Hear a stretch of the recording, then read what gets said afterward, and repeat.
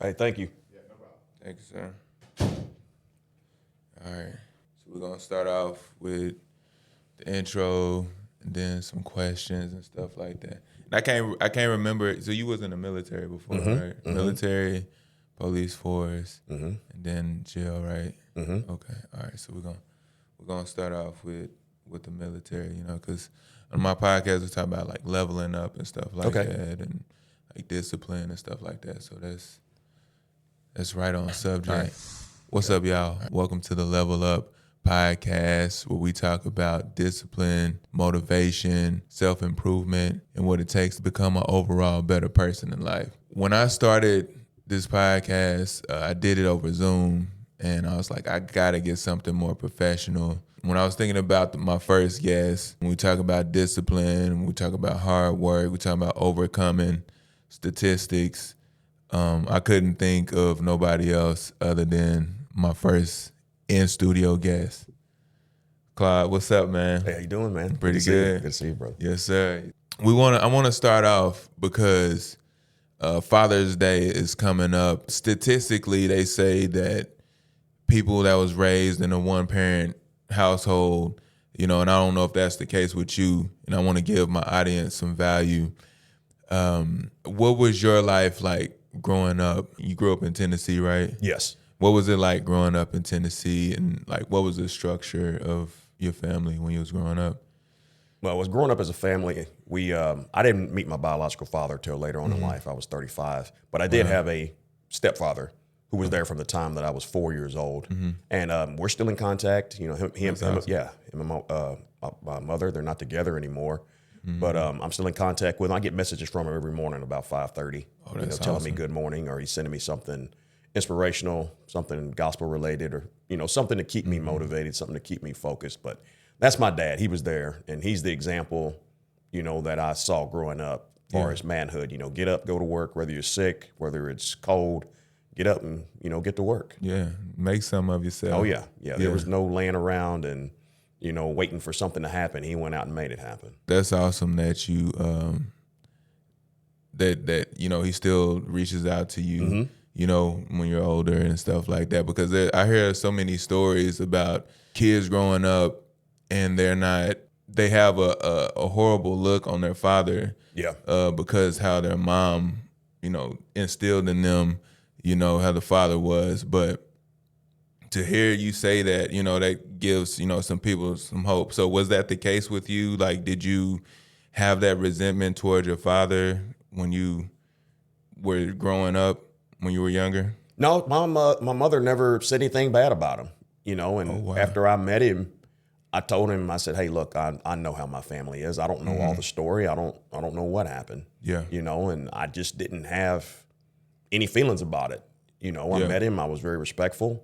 Hugged him, gave him a kiss on the cheek. Glad that I met him. He was crying. Yeah. And I was okay. I was just glad to meet him. I didn't want to have, this man's legacy. I carry his name. I'm That's a second. right. Yeah. And I wanted to actually lay eyes on him. Yeah. And say, hey, look, I'm okay.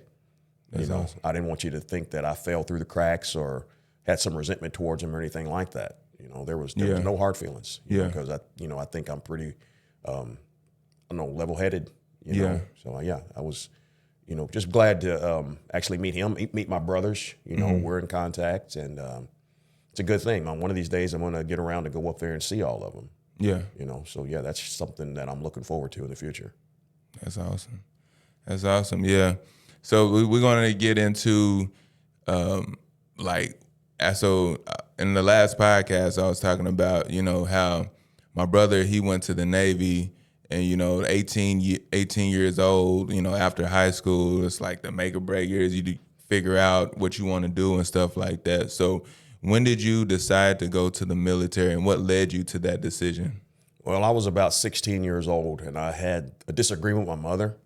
And she had said, well, as long as you're under my roof, you're going to do what I tell you. And I said, okay, how am I going to get out of this house? Because I didn't have good enough grades to go to college. And I didn't have the discipline back then, because I probably went out there, fell into the party culture and not studied and would have flunked out, and I would have been back at home anyway. I wanted a way out. I wanted to stay out. And I said, well, well, maybe I can join the Army, because my grandfather was kept asking me. He said, "Hey, what are you going to do, son? What are you going to do?" And just to shut him up, I would say, "Well, I'm joining the Army." I never had no intentions of joining the Army. I just wanted to, I knew he wouldn't say anything because he's a 30-year veteran and retired as a sergeant major. And I felt that if I tell him something that he wants to hear, he'll leave me alone and quit bothering me about it.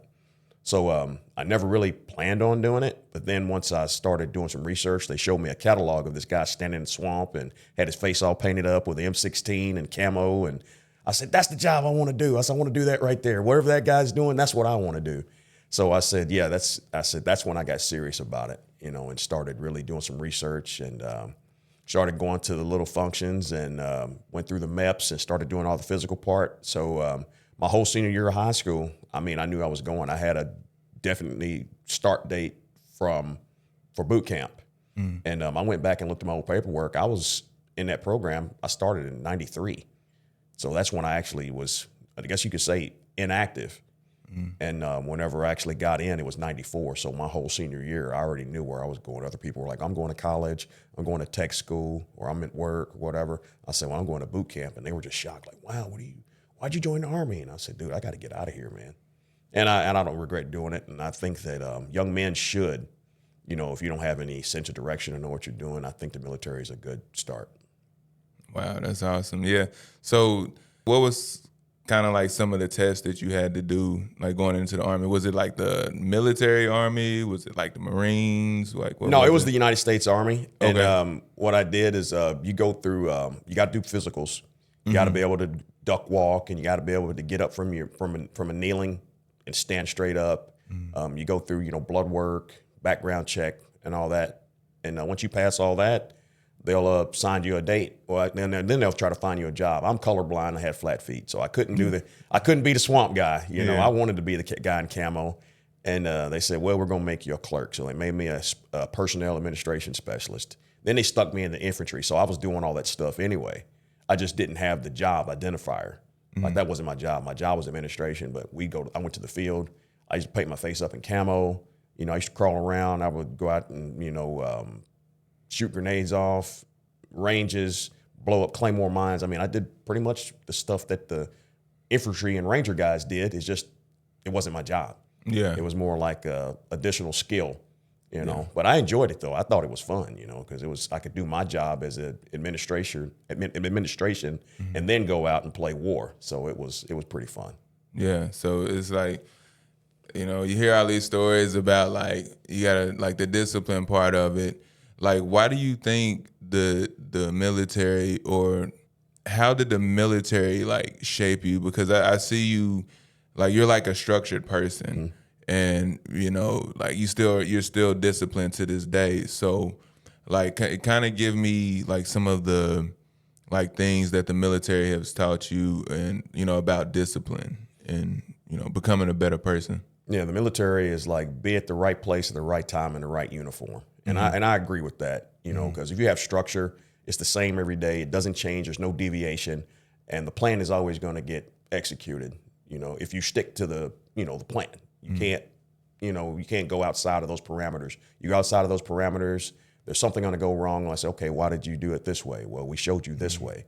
And then you're like, yeah, you know what? I need to stick to the plan. And I like the structure. I like the regimen. I like the whole look. You meet, highly shined boots, pressed uniform, clean shaven. It's just a good look, and it doesn't grow old. You can bring that into the civilian world. You have your pants, and things crisp, and your shoes shined, clean shaven, presentable. And it just brings a level of, I guess you can say, dignity to yourself. Yeah. And when people see that, they take you seriously. They're like, hey, man, this guy's put together. You need to listen to this guy. So I really like that first impression that you give.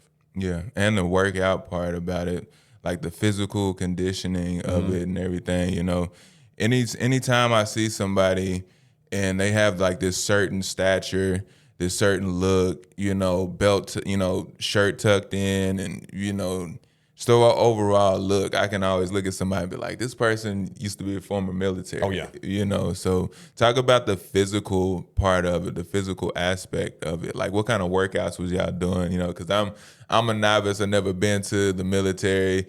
I watch like like bodybuilding stuff online. So what is like the routine of military, someone in the military? And when I was in boot camp, the first thing we did is we'd go out and we would stretch. That was the first thing you do, is top to bottom. You stretch your neck all the way down, your shoulders, hips, legs, go all the way down, roll your ankles.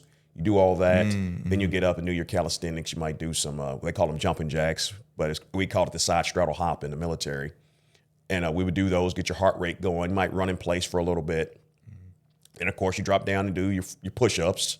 That was like that was your main thing. Lots of push-ups. They called it the front-leaning rest position, which it wasn't a rest position to me because I never felt like I was resting. I always felt like I was exercising the whole time.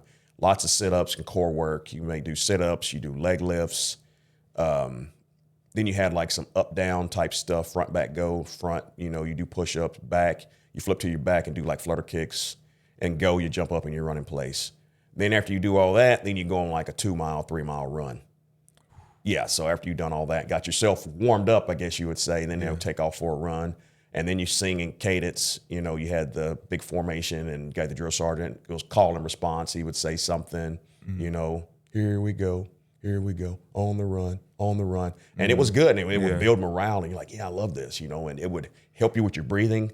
And then you felt like you were part of something, a bigger, I guess, cause or whatever, like a team. Yeah. Because we were becoming like one mind, one heartbeat, because we were all in unison. He would say something, we'd all respond.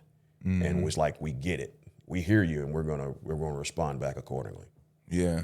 Yeah, that when I started running a little bit, this was maybe like 3-something years ago. And, I thought I was doing good. I thought I was crushing it. And then my brother came down here. I got the vlog on this channel. But, yeah, he took me through some stretches, some workouts and stuff like that. So when you were talking, everything started coming back to my memory about that. And, yeah, he, we were starting to do the chants and stuff like that. And that took so much wind out of me. Yeah. Yeah, and I talk about this guy on my podcast. I'm kind of mentoring him and stuff like that. And he told me that, he started moving and stuff like that, and he had to do all of the work and like lifting like dressers up a flight of stairs by himself. And I was like, okay, like that. All that's telling me like you never done anything hard, and I want to give the audience, some things that they can do, because like most people will never know what it feels like to do like extreme hard things. And I believe like, especially as men, like you have to do harder things than just the normal type things that people do in the world. So right now, give my audience like some things that they can do. Like if they're sitting at home right now and they want to start working on themselves, what are some of the things that they can do throughout the day that will condition them to be just a better person, and physically and mentally?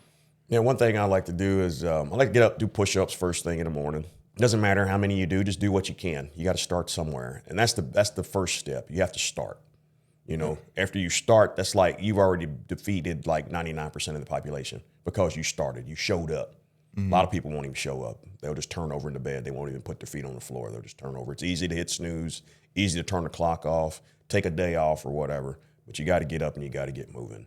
The one thing that motivates me is that I got to do better. I can't be content with mediocrity, because I don't want to be like everybody else. I want to stand out. I want to look different. I want to be that like, what was his name? King Saul. He was head and shoulders above everybody else. He stood out in a group. Whenever if you look around at his army, you would say, who's that tall guy right there? Oh, that's King Saul. Yeah. You want to stand out. And, when you're physically fit and you're mentally fit, it's going to stand out. And how you speak and how you carry yourself, your deportment, all that is going to, it's going to impress people. They're going to be like, man, who is this guy? I've never seen anything like this before. It's an anomaly, I guess you would say, especially for us black men, for us to be articulate and well-mannered. They kind of like, where are you from? You're not from around here. I'm not. They're like, you're something different. From like a whole nother world. And that's what I strive to be. I strive to be different. I strive to be unique. Not so much as to, I can't really say to impress people, but it makes me feel good about myself. Right. And I want to be a good example also for young men. as well. That's right. Yeah, man. Look, everything that you're saying right now, I preach this a lot on my channel, And I'm still working on like the articulation part of stuff. So I'm thinking about like doing Toastmasters and stuff like that so I can get more comfortably, speaking and stuff like that. But yeah, like losing weight, like I lost 70 pounds last year. I don't know if you can tell. Congratulations. Or not. Yeah, I can tell. Yeah. I lost 70 pounds last week. And that came from, the discipline and just like everything you said. So it's very important, man. Y'all hearing this right now. And I'm glad that I got him on here. So, it's just not me telling you this, you're hearing it from other people. And he comes from the like iron sharpens iron, he comes from the military. And we're going to get into our next subject. So he was not only in the military, but then after that, give us a timeline from when you went from the military to the police force. I got out of the military in 2000, and I was looking for a job that kind of had that same type of structure, uniform, something that you could always need. You weren't going to get laid off, or they're going to pack your job up and move it overseas or something like that. So I was looking for a job in public service. So I did that. I got out, got a severance package and lived off of that for about 6 months. And then I got a job at the sheriff's department. And from that point on, I was like, okay, this is something I could do. I always had my boots shine, uniforms pressed. I was always looking good. I even bought a campaign hat, like a Smokey the Bear hat is what they called it. Oh, wow. So yeah. I'd have that intimidating type, strack type look. Whenever you get out of the car and they see that, they're like, oh my gosh, this guy means business. Look at him, And that was the whole thing. I took pride in my appearance because that first initial impression, when you're dealing with somebody in the public, they're gonna make a whole lot of judgments based on your appearance. Yeah. And if you look sloppy, you probably are sloppy. That's right. Yeah. You look sharp, you're sharp. I mean, that's just how it is. Yeah. Deion Sanders, what he say? Look good, smell good, play good. Yeah. So you the hat, like you had to buy that separately? Yeah, I bought it myself. I mean, they would have provided me one, but I couldn't wait. I said I wanted my own, So I wanted one with the stiffer brim. Yeah. And I wanted mine to be really nice. So is that the one you gotta like you tip it? Tip before man. Yeah, man. You gotta tilt that brim, man. Yeah, get out. Adjust your belt. Yeah, and they see that, man. And you got that little strap on the back of your head, dude. Yeah. I mean, they call that being 10-8. You're in service. Yeah, that was. Yeah, I was trying to be sharp, man. Yeah. You wasn't a tyrant though, right? No, never. No, because I was always felt like if I remember one time I had cussed at somebody, and I think it was God speaking to me. He says, "Hey, would you like if somebody spoke to your mom like that?" I was like, "No, I wouldn't." So I stopped. It was a pretty, uncooperative individual. But the thing is that we still have to remain professional. Right. So I said, okay, I'm not going to do that anymore. So I didn't. Yeah. For that reason, I said I don't want to talk to my mama like that. Yeah. So I stopped doing that. I mean, it was very early on in my career. Yeah. So yeah, I ended that quick. Yeah, that's good to have that humbling experience, in the beginning, so we can, set the tone for the remainder of the time. How long was you in there? I was in there about 3 years. 3 years? Mm-hmm. Oh, that's a good amount of time. Yeah, so like I want to talk about, the stuff that you see on TV versus like the real life, right? Because a lot of people, they say that, minorities are the people that always, are doing some criminal behavior and getting caught like that. What was kind of like the, not to make this racially charged, but us as black people, sometimes we got this victim mentality, and we hear stuff online and we just believe it. But what was kind of like the statistics of people that you were seeing involved in criminality and stuff like that? It has a lot to do with your demographics. If you have a high population we had a high population of white people. And population of black people were smaller. So I had more encounters with white people than I did with black people. Yeah. So I can't really say that it was just from my experience, I dealt with more, like I said, I dealt with more white people. But I can't really say, I can't really, just according to the demographics. And I was from the country too. It wasn't like an urban area. It's a whole different mindset. Right. You know, I mean, you got your butt whooped when you were a kid. So there wasn't a lot of black kids that were acting out. Yeah. You know. Oh yeah. Yeah. You know, so I mean, you might run across one, but you didn't run across them again. Yeah. You know, that was nipped in the bud early on. Yeah. You know, and so I can't.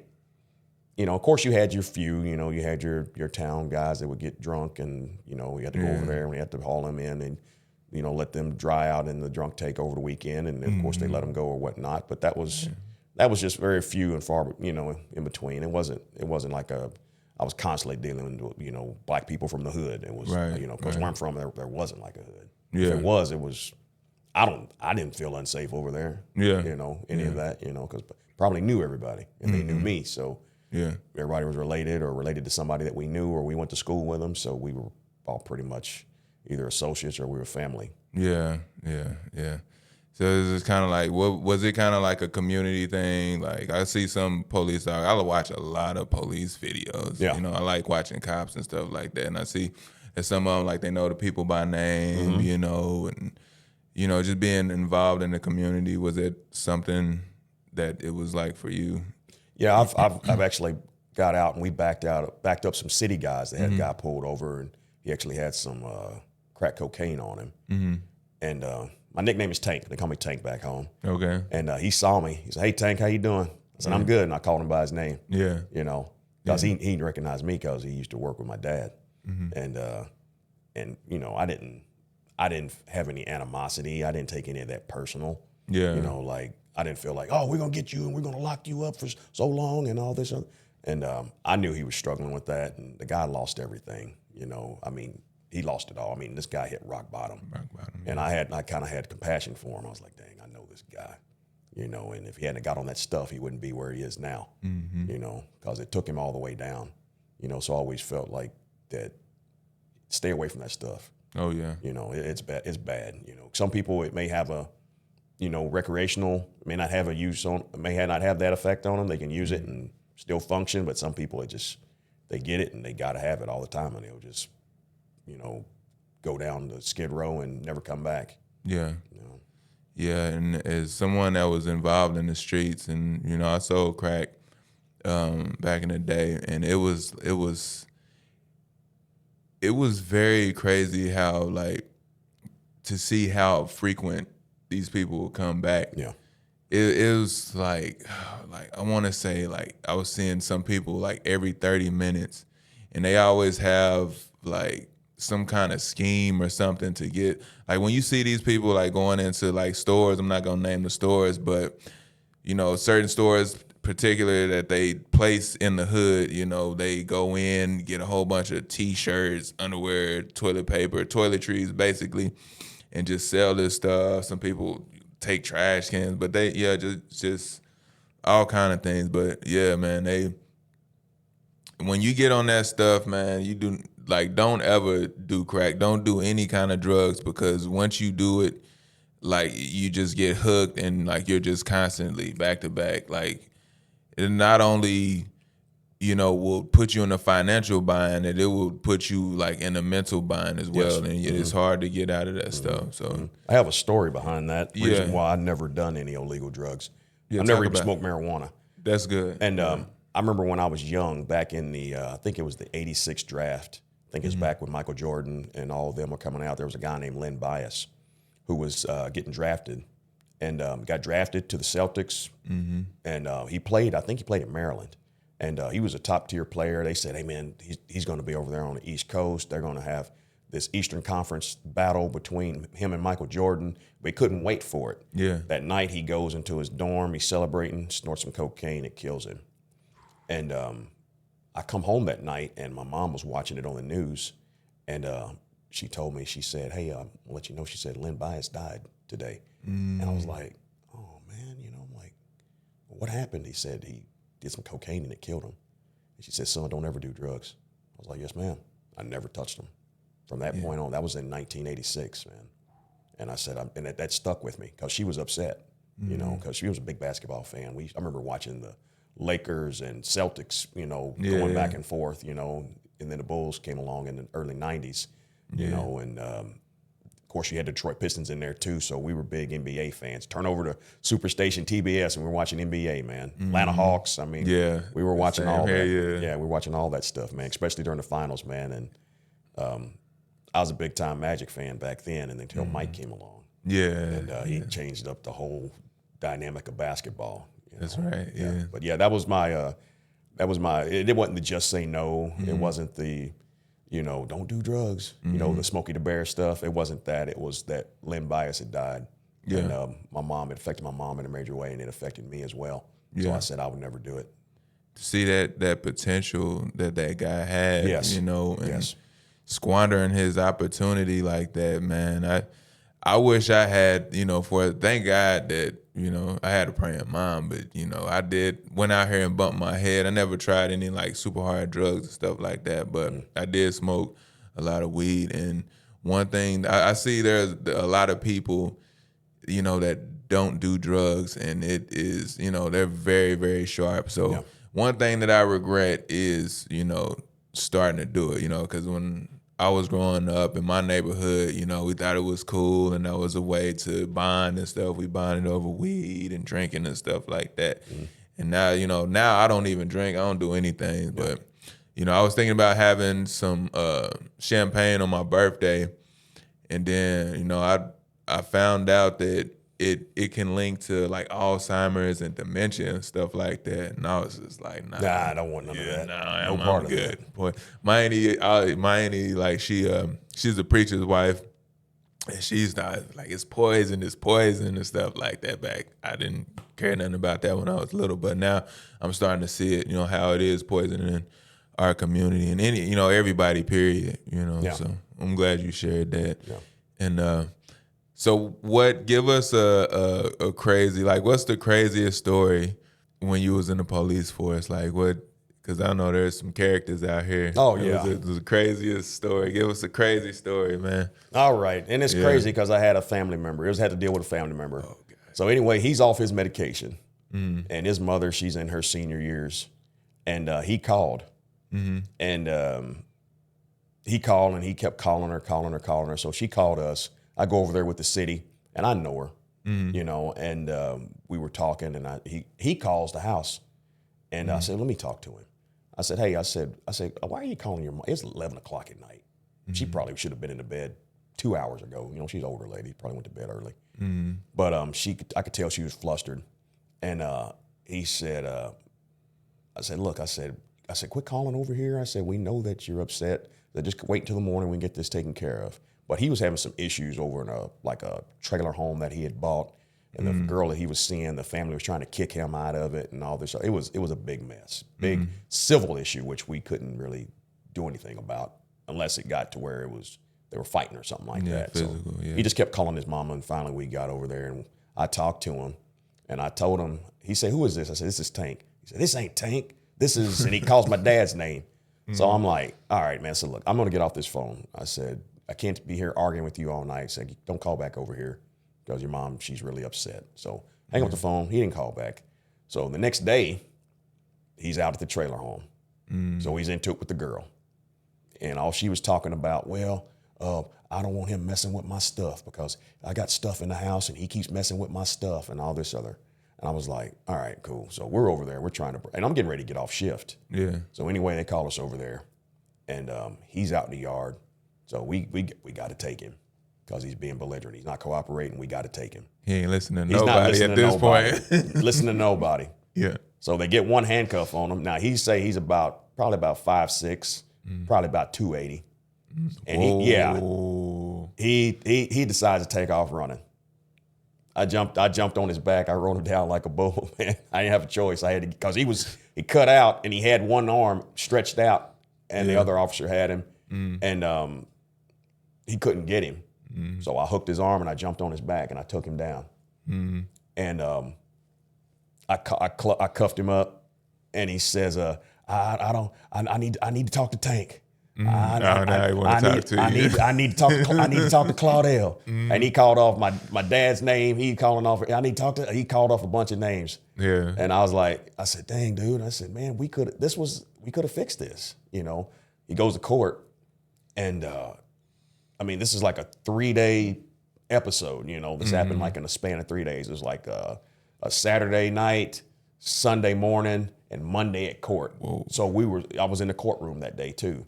And I go in there and he's off his meds. So he's in there and he's calling his ex-wife, his wife, his widow. His wife had died years ago. And he's calling her name out in the courtroom. I said, man, he's you know, I said, he's on one. He's manic. He's off the ranch. He was off, man. And the judge says, look, he says, we're going to keep taking you to jail if you keep having these outbursts. He said, you have to take your medication. He says, can you promise me that? And I appreciate the judge having compassion on him, seeing that there was more to it than just, you know, him being upset about his home. It was that he was off his medication and he got upset. So it was magnified, you know, 10 times more, you know, being in that manic state and off your medication. And and you know, sadly, he's passed away, you know, since then. So, you know, you know, and that was probably the only time that I really felt like, dang, man, I wish I could have done something else. Could have done something to help. I couldn't help him. He was off his medication. There was no, you can't communicate with him. I mean, they're checked out, you know, mentally, and you trying to be lucid or level-headed with them, and they just can't get there. Not in that moment. They have to be on their medication.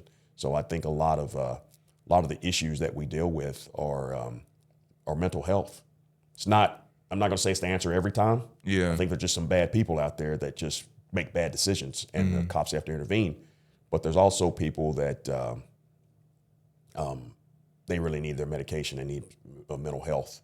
And those officers need to be trained better on how to recognize it instead of immediately going for deadly force or, you know, rough handling the person. Oh, yeah, for sure. I mean, maybe you can restrain them until you can figure out what's wrong with them. Say, hey, look, let's figure out what's going on. Let's put them in a rest position or something like that. There's a way to, you know, immobilize a person without, you know, hurting them. There's a way to do that, you know, and that's where I, you know, like I said, I was taking jiu-jitsu, and I think every officer should know jiu-jitsu, at least to a blue belt. You know, and then like grappling, because just, you know, be able to immobilize somebody and not hurt them. You don't have to twist their arm and hurt their joints and things like that. Actually, just get them down and just immobilize them. Just hold them there, put them in a rest position until you get medics there to, you know, figure out what's going on and say, hey, look, this guy's having a manic episode. We need to get him to the psychiatric ward or whatever. Okay, cool. We'll do that. We'll make sure he gets there, or we'll help you get him on the ambulance and we'll get him there. You know, get him the right medication. So yeah. Yeah, because sometimes that was probably the craziest one. Yeah, and probably the funniest one. We had a lady. She decided to walk to town, and she went to the store with her or walk home from town. Excuse me. And they lived out a good ways. They probably lived about 4 miles out of town. But she goes, and plus my if you go 4 miles in any direction in my town, you're out of town. You're in the county. But anyway, or close to it. Anyway, he or she was in town, and she lost track of her. She's hysterical. She didn't call the sheriff's department. So I'm looking for this lady. I find her. She's walking down her road, and she goes back to her house. And I called back. I said, yeah, she's here. And she had used the bathroom, number 2 all over herself. Oh, it was bad, dude. God. It was bad. Yeah. And it was all the way down to their socks, man. And she's wanting to, hold on, ma'am, just stay right here, you know. She's wanting to go, you know. And she said, yeah, I just need to go in the house. I said, well, hold on, let's just stay out here for a minute. And then she had a little dog out there, and she flips her pants leg up, and there's and the dog started licking it, dude. I was dry heaving and everything, and the lady called me. She wanted to ask me, and I said, yeah, she's out here with her dog, and she called me on the phone in the car. And she says, oh, yeah, what kind of dog was it? Was it a Shih Tzu? And I was like, I said, okay, we got jokes now. So, that was probably the funniest time. That was good. It kind of lightened the moment. Yeah. In the moment, she was early stages of dementia. Ooh. And she would do stuff like that. And that was, I've had to deal with that quite a few times where people were having some mental issues. Yeah, so like that part, like, did y'all have to call? Because I'm sure, like, that's what do you call it? Not bloodborne pathogens, but some kind of, I don't know. But did y'all have to have like medical come or? In some instances, we would. I always had I always had rubber gloves. Okay, So yeah. if I had a box, my sister used to work at the hospital, and she Yeah. got me a box of rubber gloves. She said, "Here, you might need these." And I Yeah. said, "Thank you." And I always had them in the car in case I need them, in case you have to deal with somebody who's bleeding or Yeah. something like that, or some sort of bodily fluid or anything like that. Yeah. But yeah, it was we had a group of social workers that were always on call in case something like that happens. You deal with certain people. Hey, call such and such and get her out here. Yeah. And they would show up and they would talk to the person. They say, "Yeah, we need to take him down to the regional hospital or something like that." And they had a ward in there, and they would take care of him. Sometimes we'd have to take them. Yeah. But if the ambulance had to take them, we'd go down there, and of course we had to fill out paperwork. Yeah. Get their name and stuff like that, and let them know that they were on I think it was called a 603 or whatever, like a mental type trip to to a mental facility or place where they can get evaluated for their mental health or whatever. Yeah. Yeah. Dang, yeah, because that's one of the first things I was thinking about. Like, dang, that sounds very unsanitary. So I'm sure that they, y'all got to go through the first aid classes and stuff like that. Yeah, So that's a lot. But all right, so we're gonna kind of move this conversation along and talk about. Give me like a timeline of how you went from on one side of the law to the other side of the law, and like what led you there. I'm gonna say it was like I guess it all started when I was in Germany. Started about 99, I think. Mm-hmm. Started about 99. Some infidelities, some bad decisions and things like that, and extramarital affairs. And then the one thing I will say is that you have to confess that to God. You can't hide it. You got to get it out, because if you hide it, and it's like that little seed just keeps growing. It grows into something bad. It's even worse. It talks about in the Bible, a little leaven leavens the whole lump. It's like a small thing of yeast would just go through the whole bread, and it starts to expand. And that's that one sin that I had left unconfessed. My own infidelity. And I'm ashamed of it, but also it was like when I done it, she goes out and do it. And I don't believe in that you go back and overcome, try to evil for evil. You don't repay evil for evil. I don't believe in that. I'm gonna make you feel like I did. I said, if you love somebody, you don't want them to hurt that way. That's right. And give me an opportunity to make it right, because if in that instance I didn't feel any obligation to make it right. But by the time I did repent and got right with God, the damage was already done. And I had the impression that that we were working on things, and then I'm on deployments. I'm trying to take these missions to help the military and whatever was going on at the time, whether it be after September 11th or the Second Iraq War. I was serving my country. So I was telling my ex-wife, I said, I'm not a coward and I'm not a liar. There's a lot of guys that say, I can't go because of this, because they're scared. Right. Or they're liars. And I said, I'm neither of those. I said, if I go, my kids don't have to go, but see how it is, we're still over there. We didn't get it done.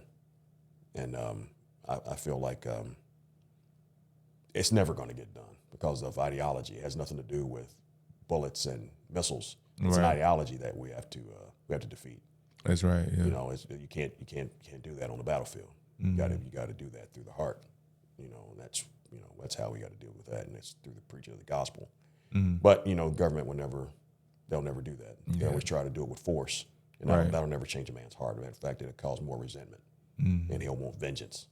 So that's what I'm seeing. But the whole that one little sin, and it just kept on growing and growing and growing. And by the time I had gotten it confessed and got to where I was on the straight and narrow, and I didn't have those desires anymore, she takes off on me, and I had heard rumors of things that were going on, and it led me down a very dark path: depression, suicidal thoughts, alcoholism. It was bad. It was bad, and I was probably when I was at my lowest. Probably not the lowest, but I was on my way down. I was in that downward spiral. I didn't know how to get out of it. There was people inviting me to church, and I didn't want to go to a church that was all black. I didn't want to go to a church that was all white. I didn't believe that's what heaven looked like. Plus, because I went to a Pentecostal church in Clarksville, Tennessee, and my brother Gil Latata, he's a pastor out in North Carolina now. He's a good man. He's a godly man. Always has been. And I really looked up to him back then, and And the example that he set, it planted a seed in me to where I never forgot. I always held on to that. I could go up to the edge, but I never could jump off. Yeah. I was like, I can't do it. I can't go that far. And once I realized that I messed up big, I was trying to like, how do I get this thing right? Because I knew I was on my way to hell. Mm-hmm. And I just wanted to make it right with God, because if live to be 80 years old and then you die and go to hell, that's a wasted life. So that was kind of where I wanted, after I hit the rock bottom, I wanted to get out of it spiritually, because I knew that I had to answer for all my wrongdoing.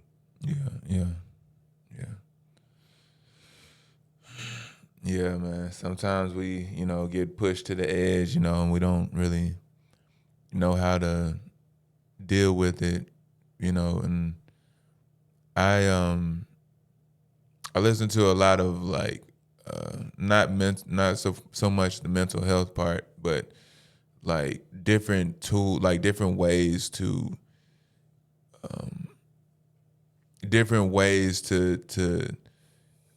what is it called?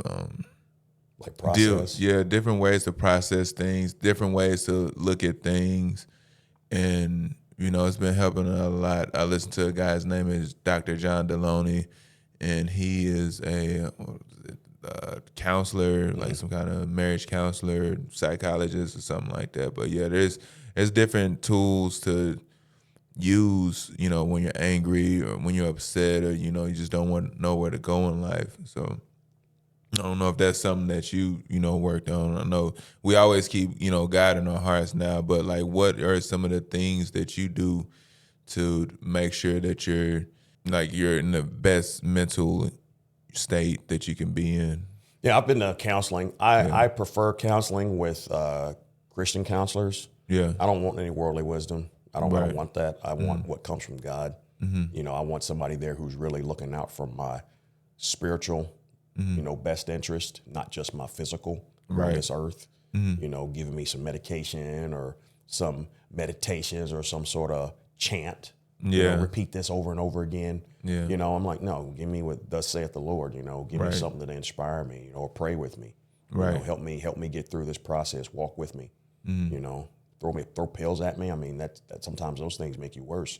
Which I was on medication when I got in trouble, and I refused to take that pharmaceutical grade pacifier, I guess if you could call it that. Right. I refused to take it. The Band-Aid. Yeah. Band-Aid. I'm not doing it. My issues were spiritual. It wasn't physical. Yeah. The pills couldn't fix it. It made it worse, especially when I was trying to go off of them. Yeah. I was worse. Or if I missed them, I wasn't myself.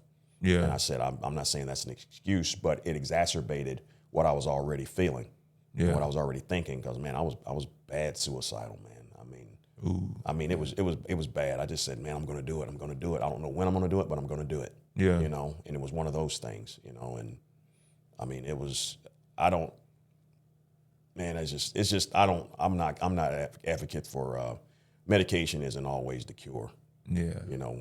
Sit down and pray with somebody, man. Help me get through it. And I'd rather start there. Now, if they can go get tested and their chemical levels are off and this can get them level, okay, let's do that. Yeah, for sure. But just don't throw it at them because, man, I'm just feeling down. Here, we'll take this. Mm-hmm. No, we need to get his biometrics or biological levels, get that checked, and then see where his levels are. And then if he needs to be at a 7 and he's at a 4, let's get him up to a 7. Yeah.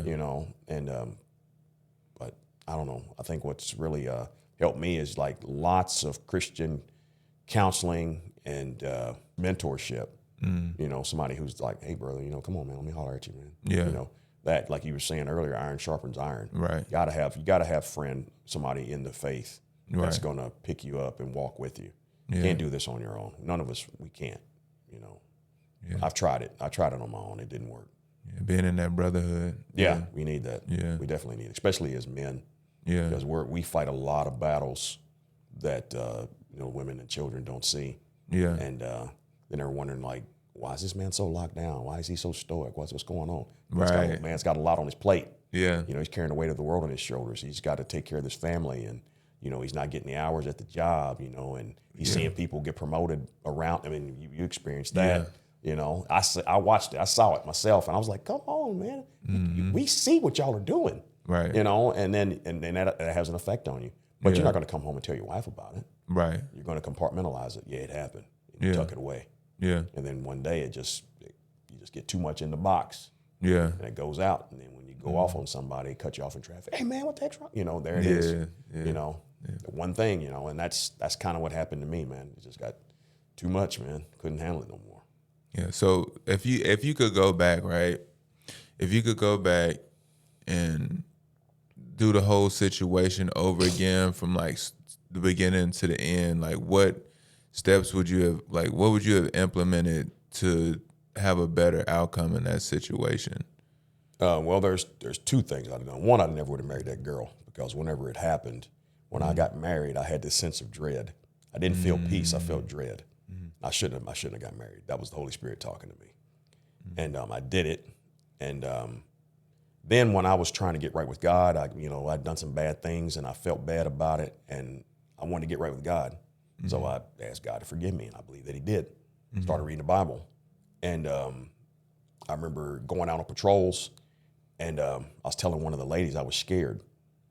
And she said, well, you can't be scared because you'll mess around and hurt somebody. She said, cast your cares on the Lord, for he careth for you. This is a dispatcher. That's when I was working second shift. And after I get off work, I'd go in there, I'd talk to the dispatcher. She talked to me about the Lord. And I remember when I was in jail, there's a scripture, and I think David had said in one of the Psalms, he said, I hastened to keep thy commandments. He made I had to hurry up and do this. Yeah. Me, I was looking for a church. I should have just went to a church. Just, hey, there's a church right there. Just pulled up, found out, hey, what do I need to do? I want to be a part of a fellowship somewhere. I need to find a home. Yeah. I didn't speak Spanish. I wasn't going to go to the iglesia. Yeah. Iglesia. I was just I was going to try to find, I wanted to find my own little fellowship, and I didn't feel comfortable with an all black church because I felt like that's not heaven. I didn't feel heaven was at an all black section. Or all white section or whatever. A lot of shenanigans. Man, and I just wasn't, I just feel like a lot of it is people are comfortable there, and I don't believe they're being spiritually fed. You got to go where you're spiritually fed. Don't go where you're comfortable. And plus, I think a lot of times if you're not comfortable, probably where you need to be. They're stepping on your toes, and you're like, man, I don't know about this place, man. Well, what's wrong? Probably nothing. It's probably just your way of thinking. And they stepped on your toes and told you, hey, you can't live this way. You can't be this way. Yeah. I'd rather somebody let me know that I'm doing wrong and tell me, hey, brother, you gotta dial it back, man. You're too intense.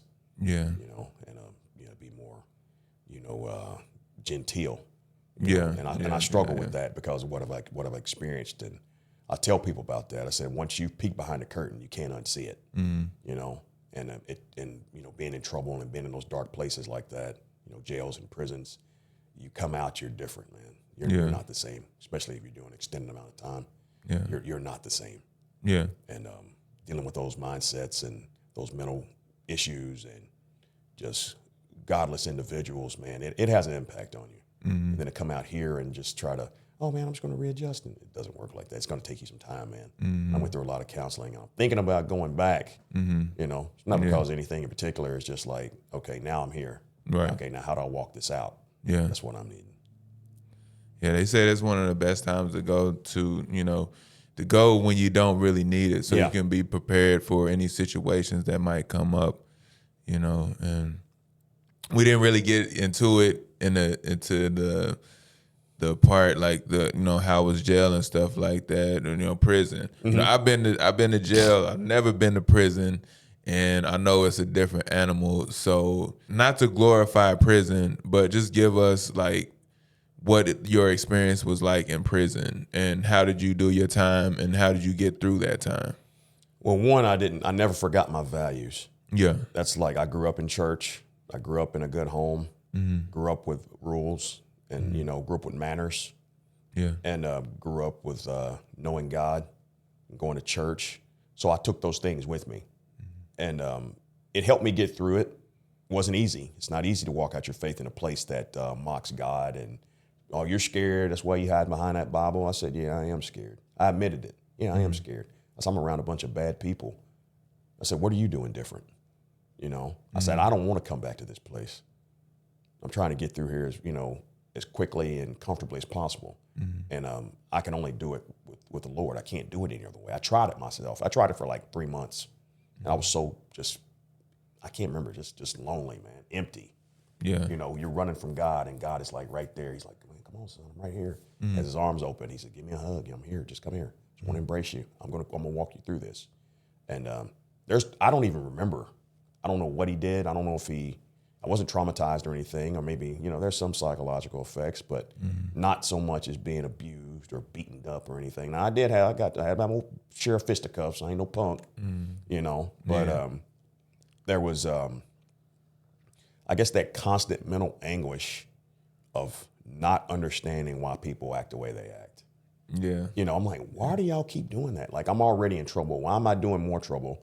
So I can go to a cell by myself. They take all my stuff, and then somebody might steal all my stuff. I mean, I get it all back. They take your food, take your clothes, take your radio, whatever they can get. They're gonna pilfer through your stuff. And I had a cellmate that was selling contraband. I said, hey man, you gotta get this stuff out of here, dude. One time he was holding some homemade liquor for somebody. The hooch. The hooch, man. I come in, I'm like, oh, whoa, bro. I want none of that. He said, oh, man, hold on, man. Dude's getting shook down. I said, dude, we could get shook down. What are you doing? And then I told him, I said, hey, man, next time you want to hide something, hide that somewhere else. Don't hide that in here. And that's another thing. A lot of people in there, they're so scared of being disagreeable and not going with the, I think Carter Reed said, the prevailing moral tide. I went a current. I said, I'm not going downstream with you guys. I'm swimming against the current. I said, whatever y'all are doing, leave me out of it. Hey, can you watch the door for me? Nope. Man, why'd you tell us the officer's coming? He ain't watching me, And I stayed on that. I constantly gravitated toward righteousness, and that's frowned upon in there. Yeah. And they're gonna call you the police. They're gonna call you a rat. They're gonna call you a snitch. And I never done that, man. Not even once. And the Lord told me, he said, if somebody gets killed or they're dying, it's the only time you speak up. So, okay, that's the only time. And there's only one time that I remember that I was going to tell on somebody because he got beat up pretty bad. And I said, if that boy dies, I said, I'm telling. I know exactly who did it, and I'm telling everybody who instigated it. I'm telling. Yeah, the blood would have been on your hands. Blood would have been on my hands. I didn't feel wrong for doing that because I knew the truth. And that's when you're, understand that if you know the truth and you don't, save that person from judgment, or whatever, you're going to be held accountable for that. And I think there's scripture that backs that up. You can't know that this is going to exonerate this person, or this is the person who needs to be held accountable. And you're like, man, stop snitching. Man, I'm not telling. Well, here's the thing about snitching. Snitching is when you got caught. Now you want out of it, so you implicate somebody else to get yourself out of a jam. I said, I didn't do nothing. No accountability. No accountability, man. Yeah. And that's the thing. The whole prison is, I'm going to say overall, whether it be the staff and the inmates, I said it's corrupt. Yeah, it's for corrupt. Sure, 100%. It's not. They call it Department of Corrections or whatever. Only God can fix you. They can't. They're like the way it was revealed to me is that they. Like a mechanic or a person who builds a car, you wouldn't take a Mercedes-Benz to a shade tree mechanic. Right. That's what correctional staff are at those prisons. They're shade tree mechanics. They can't fix you because they didn't build you. Only God can fix you because he's intimately acquainted with the equipment and what he put together. They can't fix you. They can only watch, Yeah. So I don't, they can't fix anything. I've yet to see it. Put it this way, if you go in there and you find the Lord, oh yeah, you're coming out different. You're going to be changed. But if you go in there and you don't know the Lord, and man, you can get involved in anything and everything under the sun. The only thing different between being out here and out there is that out here they can hide it better. There it's in its concentrated form. It's out in the open. Yeah. Nobody's hiding what they're doing. It's like you'll see it and you're like, my gosh, like you walk up on something, you didn't mean to see it. Yeah. You're like, there it is right in front of you. Now what do you do? Just hope that it don't get out because they're going to think you told. Yeah. Man, dude, seen it. It had to be him. No. Maybe it might have been somebody else or somebody don't like you. It's a whole lot of, man, it's just, that's the whole thing, man. I don't wish that on anybody, man. Except for the people who's really done something, sinister. Yeah, you need to be put away for a little bit or for a long, or, forever. And the people that want to be in that mud. Yeah, man. That's not a badge of honor, man. Nah. I don't lead with that. I never. Never. I don't even like bringing it up because it's shameful for one. You should be ashamed. Right. And a lot of people, there's no shame in it anymore, especially in the black or your hood community or whatever. They're like, oh man, they welcome them back, like open arms, have a party for them. But if he graduates high school with 4.0 GPA and he's getting ready to go to college on a full scholarship, he don't get nothing. Yeah. So we're celebrating the wrong things. So your story is very unique, right?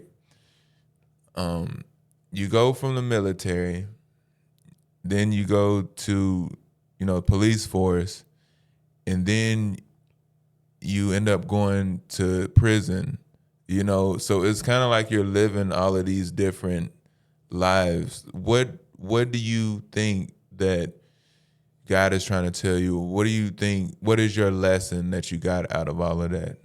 Well, I'm going to tell you about hate. Hate is not somebody punches you and you punch them back. Hate is when you don't feel anything. It's a numbness. You don't have anything. You don't care what happens to this person. You don't look out for this person's best interest. And it's deceptive because somebody will ask you, what do you think about this dude? I don't care. That's hate, bro. You got to have something. You're like, well, you know what? He's not my favorite person to be around, but I wish him nothing but the best. God bless him. That should be your response. Should be never be. You don't care. A lot of those officers, they get to that. It's called indifference, and that's just hate. That's all it is. And I asked the guard one day. I said, he's escorting me back to the unit, and I'm walking down there, and I said, I seen that he hadn't been there long. I said, have you let this place corrupt you yet? He said, oh no, I just don't care. I was like, wow. You don't want to make a difference. You don't want to be a light to these guys that are, walking in darkness. You don't want to be the guy that gives, hey man, you okay? Come on, step out for a second, man. You good? Right. Yeah. My girl cheated on me, man, with my brother, man. She left me, man. I just ain't having a good day. I tell you what, man, we'll send you to the clinic, man. Something. They don't care. I'm not gonna say all of them. I'm gonna say majority of them don't. Dude, I remember one guy said, man, all I do is eat and hit the gate. Me, I want to make a difference in somebody's life. Right. Even while I was there, I prayed and asked God, Lord, let me get parole. I said, I know you can do fine out there, but I need you here for other people. And I'll tell you a story about that. There was this one guy named Tracy, and he was homosexual, and he ended up having a thing called hepatitis, and ended up having liver cancer. And he come back, and people talk about, I see death on you or whatever. I actually seen it on him. And he looked at me and I, hey man, his eyes were real wide and his eyes were yellow. He was on his way out. And I didn't believe it. There was a guy named Frog came through there. He said, man, that dude's in the last stages of liver cancer. He's dying, dude. He's going to be dead. I didn't believe it. Yeah. I said, no, man, it ain't going to happen. Because it was just February. He was going home in June. So anyway, I sat down there. I'm not saying this to brag on me. And a lot of people wouldn't deal with him because they knew he was gay. So I go down there. I used to talk to him every day. And I used to ask him, I said, there's anything that God can't forgive? He said, the only thing is blasphemy of the Holy Spirit. I said, so why can't God forgive you? So anyway, when I found out he was dying, he was sick, whatever, I figured he'd go home, because he had get a furlough or something. And that was early parts of February. That was on a Friday when he came in. And I told him, I said, well, here's what we're going to do, man. I said, I'm going to pray with you every night until you go home, man. We'll figure out, because he put us in paperwork for medical furlough and all this other stuff. And it got denied or whatever. They wouldn't, no mercy or whatever, no sympathy. So you can't expect that from man. You only get that from God. And I sat there and I went over there every night and I sat with him and I prayed with him. And he was on these drugs, man, heavy drugs. He'd be out of it, just rocking, just spaced out. I said, brother, I said, I'm here with you, man. I said, come on, set up. We got to pray, man. We say the Lord's Prayer, whatever, we pray. And the night before he died, I said, Tracy, get up, man. I said, don't give up, man. All right, I'm up. So he's mad at me. So anyway, I pray. He said, brother, I want to pray. So he prayed. He said, Lord, I want you to forgive me. And I'm sorry for my sins. And next night I saw him, he lost his bowels. Because I just got out of church and I seen him up there. They were taking him to the clinic, and he died the next morning, like at 9 o'clock. And I sat there and I thought about it, and I said, Lord, I said, you could have saved him. And he said, if I'd have saved him, he'd have done it again. That's what he told me. So there's a lot of people there in their situation is because if God did remove them from it or deliver them from it, they'd go right back to it. So they got to trust him through that storm, through that situation that they caused. I had to trust him through that whole process I created. And that's the hardest thing people can't accept. They do something and put themselves in a bad situation. They just want out of the storm. They want out of the fire. But like, now you set that fire. You stepped into that storm. So now you're going to ride it out. But guess what? I'm right here with you. That's what God always told me. I'm here with you. I never forgot that. I always, okay, you're here with me. I don't see you. I don't feel you, but I know you're here. Because there's no way I could have made it. It's like I was saying, I don't remember, there's certain portions of that sentence I don't remember. It's like Carter Reed said, doing a prison sentence is like driving down a stretch of interstate through Arizona. There's no distinguishing features or landmarks. It's just nothing that really stands out. I guess, graduating college, that was about the only thing I remember, doing field work, and I was proud to do that. Some people, I'm not doing that slave work. I said, I'm not a slave, bro. Jesus set me free, man. That's right. So yeah, like I said, it was a very only way you can do that is walk with the Lord. You can't do it in your life. Right. Yeah. And most people will never know what it feels like to, have God in your heart and stuff like that. Just like you was talking about that emptiness, you know. There's some times that, I struggle with, certain things, and, it just feels so empty, and like I see like online, like people like partying and stuff like that. And I guess to some people that they think that it is, it's fly and it looks good and stuff like that. But when you're actually in it, like it feels so empty, and now I'm at the point to where I can look at that stuff and just be disgusted by it, and I think that's why we are put in the situations that we're put in, so we can have that reference point to be like, yeah, I'm never going back to that point. And like when you're in it, it feels good at the time. It feels right. But that is not, that the emptiness you'll never be satiated with that emptiness, So it's only God that gives you that peace, and like through my life, like right now, what I'm experiencing, I'll be 42 next week. And I feel like I'm in a world right now to where like people are just like crazy. Like people are going crazy. And I'm watching a lot of, everything like burning down around me, but I'm just like this peaceful. Like God's protection is just on me, Like can you talk a little bit about that? Like is that some of your experience and stuff like that? Because I know it's a lot going on in the world right now. Yeah, I when I see those things, I'm not surprised by it because it's already been prophesied. It's already been prophesied. Yeah. And I can't, God has already spoken.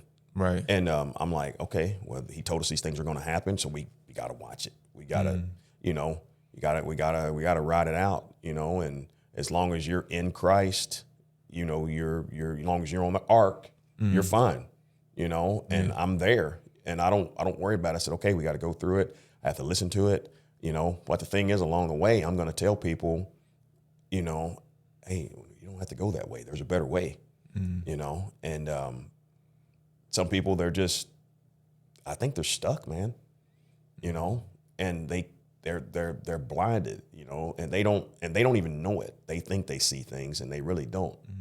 And it's just to the point to where it's like, sometimes I feel like I'm wasting my breath for even telling them. Yeah. Why bother if you're not going to listen? There's a friend of mine, dear friend of mine, and I think it's insanity doing the same thing. And I'm like, why are you still doing this? And she had said, this is what she said: if this one doesn't work out, or if this doesn't work out, I'm going to give my life to God. She told me that. And I don't know how to bring it up to her, but she didn't. Situation didn't work out, but she didn't give her life to God. She's back in another situation. So I'm kind of like, I heard what you said, and I said, that came from your heart. And God heard that. And I said, you're not going to get out of this one. You're not. You're going to feel that it's going to happen again. And thing is, she's in a relationship with a woman. And, the last one was really, really intense. I'm talking about really intense. Now she's with another one. I guess what do you call that? Still new, fresh. Got those little butterflies and stuff like that. Yeah, you know, honeymoon stage. Yeah, and I said, it's just a matter of time. We'll sit back, and I've already, like, you can look at pictures, and I think God gives us spiritual discernment. You can look at a picture, and I said, I'm like, man, I see the crazy behind this girl's eyes. It's just a matter of time. Don't know what's gonna. I don't know when it's gonna happen. I don't know what's gonna happen, but it's gonna happen. Yeah, it's gonna go off the rails, and it's gonna be bad. I just hope nobody gets hurt. You know, and I love this girl. She's good people, and I consider her a friend. And there's a better way. You know, I tried to show her that. You know, and it's insanity to go through that again. I said, this thing is not going to work. The statistics prove it doesn't work. So, and you know, and it's outside of God's will. So how are you expecting a different result and you're doing it again? You know, and like you said, it's just this craziness that you see, and you're like, and it's got to be insanity and it's spiritual blindness, and it's just, I don't understand it. There's just some things I just cannot do. I said, I would never do that. Right. I said, I can't do it. I cannot do it. And I said, I don't care what's going on. I said, that I cannot do. Right. And it just seemed like that's what's popular. Yeah. That's what's fashion forward. That's the new, I don't know what you want to call it. That's the new going trend. Yeah. I said, I just don't understand it. And it's just, it never ends well. Yeah, it never ends well. And there's so many statistics, you know, like they abuse each other all the time, because it has to be like some kind of, I've been reading a lot of books lately and stuff, and, you know, most people, when they do stuff, it's kind of because they know they're not supposed to be doing it. Yeah. But they don't really know how to handle it. Like, it's just like going through life all the time, knowing that this is wrong, but you're still doing it anyway. Like, you're fighting against your natural biology. Yeah. And it's just like, I'm with you, man. I don't understand it. I will never understand it. And it's like the science shows you, like, even if you don't believe in God, right? Like, you cannot have, like, I believe we're put on this earth, you know, to procreate, you know, and if it doesn't, if it doesn't make sense, then you should just not do it. Yeah. You know, if you cannot have a kid, if you're a man, you can't have a kid with another man. If you're a woman, you can't have a kid with another woman. Like, it's pointless. Like, what's the point? You know? Yeah. Okay. About a good 30 more minutes. All right. If you got time. I've got time. I'm off today. Yeah. I took the day off for sure, just to make sure I got this in here, you know, because I always want to help you out with your media company and whatever it is that you're doing. I want to support it. I appreciate it. Likewise, man. Yeah, likewise. So tell us about, like, what you been getting, because it's been a while since we talked. You know, what's been going on, man? What's new with you? You know. Well, man, you know, I've gotten engaged. We celebrated 3 years back on June 5th. Congratulations. Yeah, you know, and you know, there's difficulties there. You know, we're just taking it one day at a time, not in any rush or anything like that. Yeah. Still at the same job. You know, I'm a grade 4 now. Okay. And okay. I've talked to the plant manager, my supervisor. I said, hey, man, I said there's a guy I just noticed in the, our little magazine we get. He did 37 years, and he's retiring, I think, this year. And I told him, I said, I don't have 37 years. I said, I'll probably give you 20. I said, I'm at 5 now. Yeah. It'll be 5 next month. And I said, look, I got to move up in this company. I can't stay down here. And they're, okay, we'll get you some training, this, that, and the other. I said, if I need to go to school, this, that, and the other. I'm thinking about just going to school anyway, because I've seen how they operate out there. I've seen how they did you. And I said, I can see that happen to me. But I've got 2 years of college already. Yeah. You know, but it doesn't mean anything. You know, they've already subtly hinted at that. You know, they didn't have to say it. Well, I can't guarantee you okay, well, that's fine. I still want the opportunity. But the thing is, don't put somebody up there that y'all like better, because I've seen that happen. That's what happened to you. Yeah. You know, and I didn't appreciate that one bit, man. I saw it and I was like, that ain't right, man. Because I know the guy that was they put in there, he wasn't no. What they call that, nepotism? Nepotism, yeah. Yeah. You know, I don't nah. Yeah. He wasn't. I can understand if he was the best worker. Yeah. He wasn't. Yeah. He wasn't at all. Because I've seen some of his work, and I had to have him run off from my section because he was doing shoddy work. And I told him, I said, I don't want to talk to those people again. Coming in there telling me that I'm doing something that I wasn't doing, because I trained the guys right. Yeah. You know, and said don't put that charge on us. Well, it's easy to blame midnight shift because nobody's around. Yeah. You know, but I don't know. Yeah, that's the same thing that's happening, you know, where I'm at too, man. They hired this guy, and I don't know why they chose this guy over, you know, suitable candidates, but yeah, he came in there and just it's a dumpster fire, man. All kind of behavioral issues and the entitlement and stuff like that. And, you know, like having a company, right? Like I'm thinking about, you know, from a business owner's perspective, like these guys, they got to really get, like, the owner has to get in there and see what's going on, like, internally. Yeah. You know, and, you know, who you hire can make or break your company and stuff. And so I've heard all kind of things about what's been going on, like, outside of work, like being sued and stuff like that. But, yeah, it's a lot going on. But, you know, hopefully it's still job security, you know. Yeah. I would say I think that they don't want to know. That's my personal. As long as they're making money. Yeah. That's the bottom line. You're not affecting my bottom line. We'll keep things going as it is. But as soon as you start affecting that bottom line, that's when they show up. Hey, what's going on over here? My pockets are kind of light this quarter. Yeah. You know, what's going on? We got to move some people around now, and then that's what happened out there. Yeah. They're starting to move some people around. You know, and I'm like, okay. Now, you know, let's see what happens, you know, with these adjustments or whatever, you know. And I'm trying to put it out there. I said the leadership that y'all need is me. Right. That's what y'all need. Yeah. I'm not going to be buddies with everybody. I'm going to put it on paper. We're going to, if you're not performing, we're going to put you somewhere where you can. Yeah. You know, you can't do this, we'll find something. If you can't do that, then we'll find somebody else. That's right. But mostly, I think a lot of just this new generation that's coming out, they are entitled. You know, they don't feel like they need to work hard, or well, I'm gonna quit this job. I'm gonna become a content creator. You know, or I'm gonna make a YouTube video and, you know, make a rap album. You know, I'm like, oh man, whatever happened to hard work? You know, it's fulfilling. I left work yesterday. I sweat through my whole shirt, front and back. You know, and then I left out of there with my head up. You know, I did a hard job today. You know, I worked hard today and I did good. You know, I didn't slack. I didn't cut corners. I didn't go to sleep in my truck. You know, like, you know, or in the bathroom. You know, so I mean, it's I don't know, man. I just believe that God knows the ones who can handle the crucible. Yeah, and that's the ones He puts through the fire. Yeah, you know, and the ones that can't, they don't ever go through it.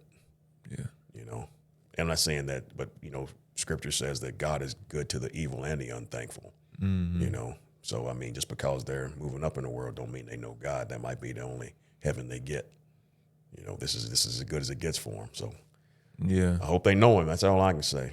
You know, I know Him, and I know it's going to be rough, but I think God has given me the grit and the character to get through it. You know, and if things aren't right, I'll pop smoke. I'm like, nope, that's it. I've had enough. I'm gonna go somewhere I'm appreciated. Yeah, I like that scripture where it said like vengeance is mine, because I think about like evil people. You know, I've been a good person. I can't say I've been the best person all my life, but you know, none of us have. But it's just like when I do things that I know I shouldn't be doing, or it eats at me. You know what I'm saying? And I'm sure that was the case with you, before you went to jail and stuff like that. So I'm just like, sometimes, some people, they do me wrong, they do me dirty and stuff like that. But I always think like it has to eat them up, in the inside. And I don't care how much a person says, just like you were saying earlier about, just being like stone cold and stuff like that. I still think that it eats them up eternally. Just like these people when they start, going in all these crystals and stuff like this, like that mental anguish, that weeping and gnashing of teeth. I believe that part is eating them up so much to where, I ain't even got to do nothing. You know what I'm saying? It's like God will handle them. God, like you said, everything is made already. Everything is done. It's already written, right? Yes. And so, yeah, man, it's all you evil people out there, man. I'm not gonna say your day is coming. It's already manifesting. You know what I'm saying? But yeah, so the wrestling thing, so I'm jumping all over subjects and stuff right now, But wrestling, man, how's wrestling been? Wrestling's been great, man. Yeah. I love the physical aspect of it, the storytelling. Yeah. I first started off as a good guy. Yeah. And 2 weeks later, they come back, oh, yeah, tonight you're a heel. I'm like, bro, you don't just turn like that. You got to have a origin story. You got to have a backstory. Magneto wasn't always bad. There was a story that turned him bad. I think his wife died or something. He turned bad trying to find a cure for or something. Maybe could be another character. But when I went to that show, they had a new booker, whatever, and he made all the matches. Oh, you're a heel tonight. I'm like, dude, I was babyface 2 weeks ago. I got to have motivation. So I looked at the promo poster, had all the guys in the front, had me in the back. You could only barely see my head. And I said, that's it.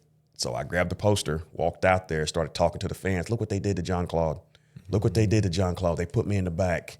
I went around and showed everybody. And I went in and showed the ring announcer, look at this. Look, give me that microphone. And I said, nobody puts Jean Claude in the back. I said, I don't blame these guys. I blame all of you. You're not my friends anymore. And I was a bad guy ever since. Yeah. And it wasn't, you got to have motivation to be a bad guy. You got to like, okay, the reason why I'm bad is because you guys turned your back on me. So guess what? I'm going to fight everybody and beat up everybody because these are your guys you like. I'm going to beat them up now because you like those guys. So that's the best way, I guess, for a heel turn with no warning. You got to have motivation. You got to have a story. You can't just go out there and just start doing stuff.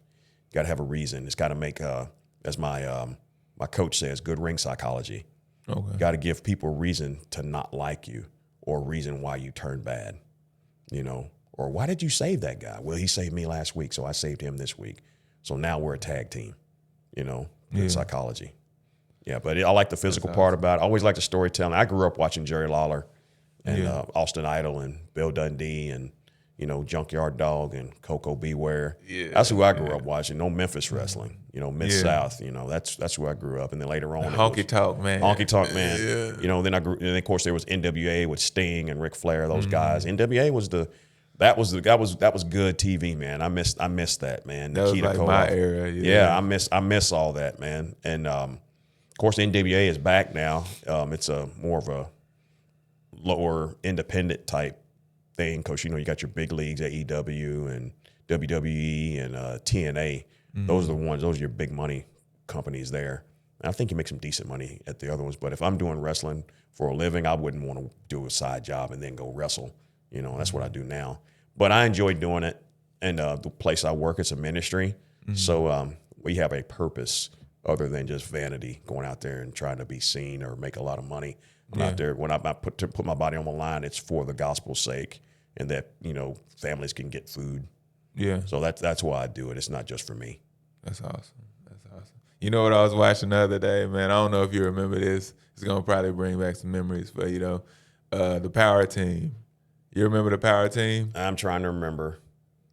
The guys that'll go out. Oh there yeah, they would bend and tear up the phone books the and ice and stuff. yeah, like that. I remember them. Yeah, I thought there was a cloud of suspicion on those guys or something. Yeah, there was something that happened, and they end up.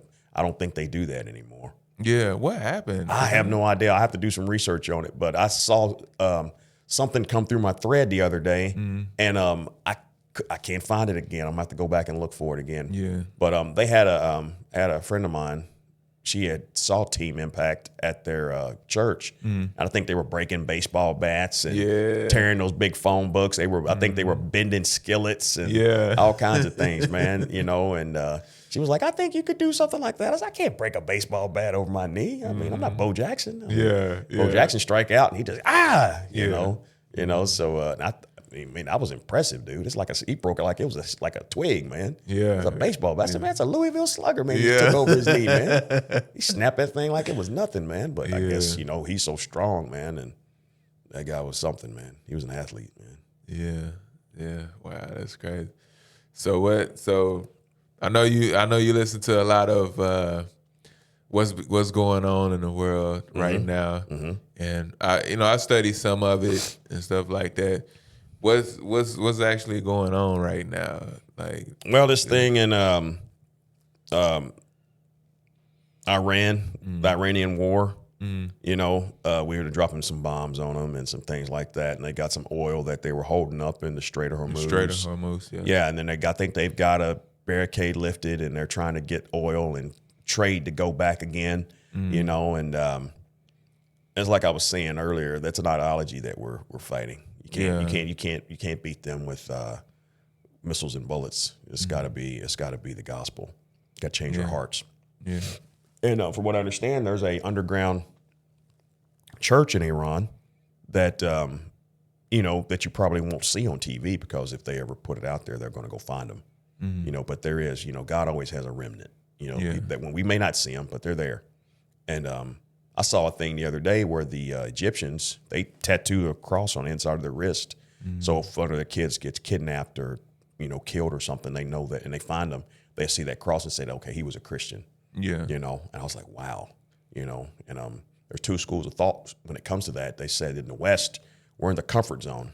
We can go out and profess our faith and practice our faith. Right. And then you got the conflict zone in the East, where if you do that, you could get killed. Yeah. Just real persecution. Yeah, they're serious about it. Serious. Yeah. Over there, they're so zealous about a false belief that they'll kill you for it. And Jesus told us about that. He said some people think they're doing God's service by killing you, and it's not the living God, the God of the Bible. Right. But yeah, I've been watching that, and of course, the whole Hollywood, the pedo class, Epstein files, and all that. Oh yeah. Man, look, man, I've said, look, man, I messaged a friend of mine the other day, and I said, what do you do in a situation like that? Do you tell the truth and watch the whole thing implode and rebuild it, or do you just let the harm and the lies continue to grow because you're scared of a people, And I think the scripture talks about the fear of God and not man. Right. And I really believe that if you're really out there after the truth and after righteousness, God is going to protect you. That's right. And he's going to get those people that are involved brought to justice. And it's going to scare the other people so bad that they're not even going to expose themselves. They're like, I'm not going to say nothing. I'm not saying nothing, because if I say something, they'll come get me and they'll go underground. Right. But eventually God's going to get them. It's going to get found out in the end. And I just don't understand the audacity of some people to continue that wickedness or just to relocate it, because I don't believe Epstein Island has went away. It's just relocated. Oh yeah. I don't know where it is. Yeah. But I believe that they've changed locations. Yeah. They that one got caught. They got found out for some reason, or I don't know. It's just I'm a conspiracy theorist. Okay. But I believe, but I believe that he knew too much. Yeah. He knew too much. Yeah. He was an asset for certain organizations, and they're like, man, we got to get rid of this guy because he's going to spill the beans on everybody. Yeah, it was called espionage. Espionage, yeah. Because, and I think, man, I don't even know if I should bring it up on this podcast or not. Yeah. But there's people that have dirt on people in high places I believe it. in our government, and that's their whole purpose of existing is to compromise our government so they can get their policies passed. Yeah. And I'm like, that's sinister, man. You know, whatever happened to being upright? Yeah. You know, and doing it the just way. You know, and if I got to get dirt on you to get things passed that are beneficial to me, I'm just as wicked as, you know, whatever it is that you were doing for me to get the dirt on you. Yeah. You know, I said that's just, man, I want it all to get exposed.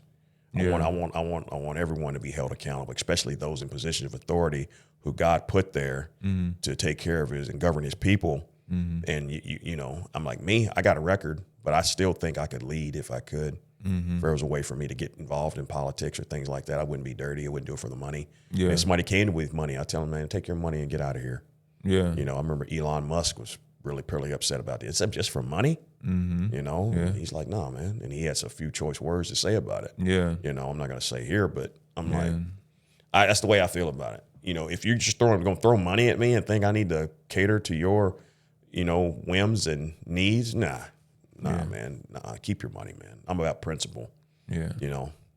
You think people like misunderstood Elon Musk because a lot of people was tying him into, you know, what they were doing, like the elites and stuff like that. What do you think about Elon Musk? I think Elon Musk, whatever it is he's doing, is going to help bring in the end times because prophecy has to be fulfilled. Right. And whether they're a witting or unwitting participant, God is going to use that. Some people know what they're doing and they're doing it. And you got some people who don't know what they're doing. Yeah. And but it's still going to usher in that whole system. And I believe that's what he's a part of as far as the new tech and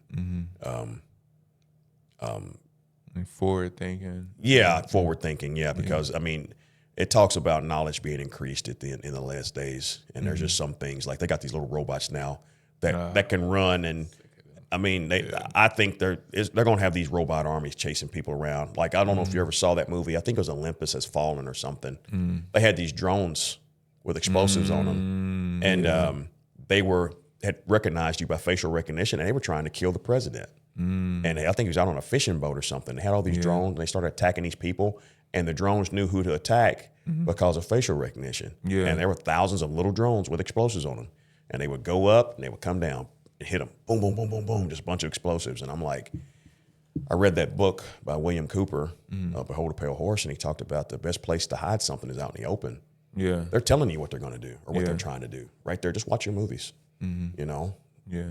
You know, they're talking about opening portals. They had was it Stranger Things with the portals, you know? Oh, yeah. And I was like, I said, didn't they do that with CERN or something like that overseas? I'm just, man, I've heard so many things, man. I've heard that they did tear a portal open, and something came through. And don't know if that's true or not. Yeah. I wouldn't doubt it. I'm like, you keep playing, man, trying to time travel and all that stuff. You might open up a doorway that you can't close. And once they get over here, they're not going back. Yeah. You know, they want over here. Yeah. It's like the movies, you know, like, be careful what you wish for, you know, because, I mean, like we're only human, you know. Sometimes we can have all these great ideas and stuff like that, but it could totally backfire on us, you know. Yeah. Yeah. I think anything that we create, it can be used for good or evil, and then we're limited in our knowledge. Just like with the when they made the atomic bomb, I was like, yeah, they had reasons to do that, but look what you created. Yeah. We got a few people in the world that can destroy humanity with the press of a button. You know, we're all going. I said it's not a good thing. Do we need nuclear energy? Yeah, of course. Nuclear energy is good. It's clean, you know, and it's long lasting. But on the other hand, you can destroy worlds with it. Yeah. You know, I mean, Yeah. I think I told somebody that a long time ago. They were talking about humanity was getting better. Yeah. And I said, no, we're not. I said, the only thing we got better at is ways of killing each other. Yeah. That's the only thing. Yeah. You know, first it was, I think, Iraq, I guess, with Cain and Abel, however he killed his brother. Yeah. You know, then of course it became, you know, spears and clubs and sticks. And then you had gunpowder. And Oh, yeah. now we've got, you know, fully auto artillery. I mean, missiles, Yeah. lasers now. I mean, it's gotten, you know, The kids got Glocks with switches on Yeah, them. man. Yeah, I mean, it's just extendos, drums. yeah, Yeah. all that, man. We just got to find a better way or better ways to annihilate one another. That's it. Yeah. Now they're doing the biological warfare now with the viruses and stuff. Oh, yeah. Like, why are you creating viruses, dude? You're supposed to be killing those things. Yeah. Let's go in here if we can gain a function or whatever, man. That man is Satan, man. I can't, they ask him, tell us about your religious. Oh, well, I don't discuss my religious beliefs because you don't have any. Yeah. You don't have any. I said, anybody who won't discuss it, openly, they don't have any. Right. They're definitely not of God because, I mean, people who believe in Christ are not ashamed. Yeah. Talks about that, Scripture. Yeah. They say the universe. Yeah, let the redeemed of the Lord say so. Amen. I agree with that, I like the news people. I don't discuss my religious beliefs, but you believe things that are contrary to the word of God. Right. I say, how could you do that? You know what this is what thus saith the Lord, but you believe this. Yeah.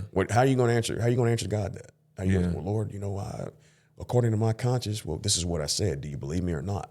Amen. And I think there are people they're not going to make it because of that. Because you can't reject the counsel of God and still be for God. I don't believe that. You're in or out. I don't know how much of it is them being scared or how much of them are just not wanting to say it because they don't want to, ruffle feathers or have, lose an audience, but I'm still like, and I think I struggled with that in the beginning, being a content creator and stuff like that, but it kind of doesn't make sense. Like, it doesn't sit right with me not to share the gospel or let people know, what I believe in, you know, because these people are blatant with, the things that they're doing. Yes. Stuff that, will tear down the whole community. So, why not share what I believe in to, help build the community up, Yeah. I think in Scripture over Revelation, I think the first thing that who won't inherit the kingdom of God are the fearful. Doesn't mean that you're scared of somebody that jumps out and startles you or whatever. He's talking about people who are fearful to acknowledge that Jesus Christ is their Lord. Kind of like that guy who says, the guys that go before, we're going to cut your head off unless you deny Christ. And they're like, oh, yeah. No, I believe in whatever God you believe in, and then they cut their head off anyway. Yeah. And I think in that moment they're lost.